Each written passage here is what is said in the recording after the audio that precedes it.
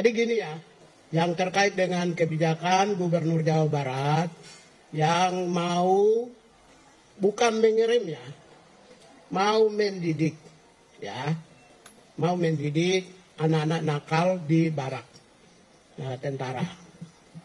Dalam perspektif HAM, saya pertegaskan tidak melanggar HAM. Ya, karena apa? Kalau itu tidak dilakukan yang disebut corporal punishment.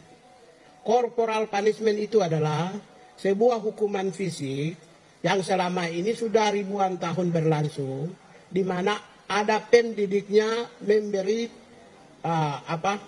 hukuman kepada yang dididik dengan cara yang agak sedikit bertentangan dengan prinsip. Misalnya cubit telinganya, dipukul tangannya supaya dia disiplinnya. Sepanjang tidak melakukan corporal punishment yang dulu, zaman dulu, di sekolah kami yang sudah senior-senior ini, kalau guru mau didik kami kan cubit telinga, dia pukul, ya, atau pukul kakinya, supaya kami disiplin, atau supaya kami robah. Itu namanya corporal punishment. Boleh lihat di Google, supaya lebih jelas. Kalau itu, menurut saya, keyakinan saya, di Jawa Barat itu bukan corporal punishment. Tapi mereka mau dididik mental, karakter, dan disiplin, dan tanggung jawab. Kalau pendidikan yang berorientasi pada pembentukan disiplin, pembentukan mental, pembentukan karakter, dan pembentukan tanggung jawab, maka tidak melanggar HAM dan kami mendukung pemerintah Jawa Barat itu. Nah, itu sikap kami. Yang pertama itu. Yang kedua, kalau itu berlangsung uji coba pertama ini bagus, ya kami meminta Menteri Dikdasmen untuk mengeluarkan sebuah peraturan supaya ini bisa dijalankan secara masif di seluruh Indonesia. Kalau bagus.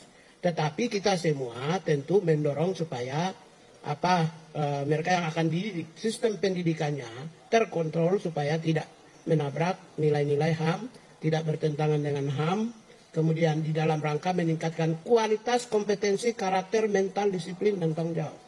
Nah, karena ini bagus, idenya bagus, supaya apa? Untuk ke depan, kita kan 10 tahun ke depan itu, 2025 sampai 2035, itu kita harus go internasional.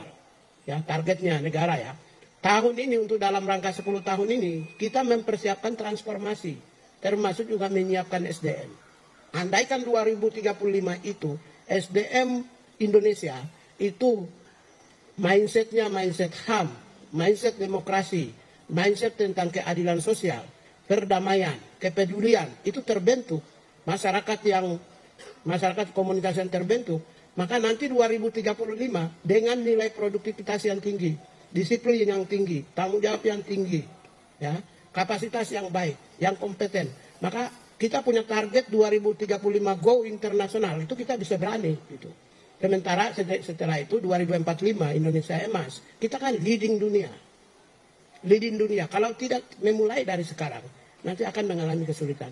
Oleh karena itulah, Presiden sendiri telah mencanangkan program-program populis, yaitu makan bergizi gratis, tapi supaya kualitas sumber daya manusia kita itu lebih baik, pendidikan yang berkualitas, ya bahkan orang-orang miskin pun disediakan sekolah khusus, kesehatan yang memadai, sehingga apa? Dengan kualitas rakyat manusia Indonesia yang baik, itu kita bisa go internasional 2035 dan 2045 kita leading di tingkat dunia, ya. Karena itulah menyiapkan generasi-generasi yang tanggung jawab, yang disiplinnya tinggi, yang berkarakter, nah, maka akan lebih mudah bagi kita. Ini sebenarnya untuk kepentingan bangsa dan negara di masa yang akan datang. Salah satu yang dimulai oleh Jawa Barat, itu salah satunya menuju ke sana, menyertai kebijakan-kebijakan populis yang sedang dicanangkan oleh Presiden dan sedang dilakukan oleh Presiden Prabowo Subianto. Saya kira itu ya.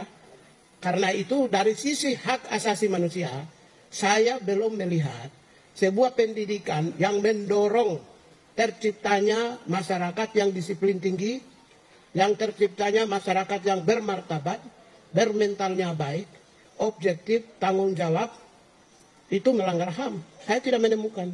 Tidak ada. Itu justru sesuai dengan nilai-nilai HAM. Ya.